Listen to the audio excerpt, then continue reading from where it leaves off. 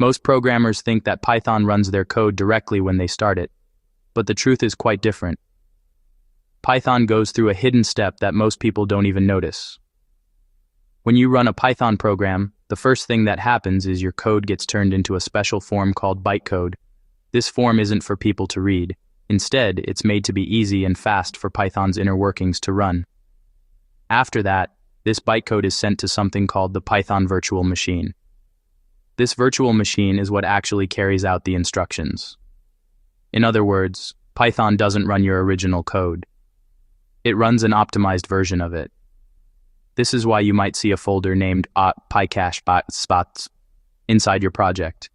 This folder holds a ready-to-use copy of your code after it's been converted. The goal of this is to make things run faster next time, because Python won't need to convert the code all over again. This design makes Python flexible and able to work easily on different operating systems.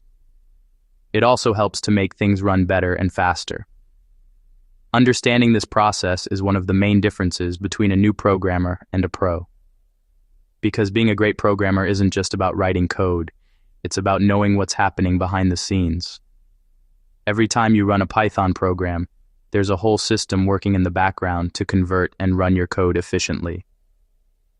And that's one of the reasons Python has become one of the most powerful programming languages in the world.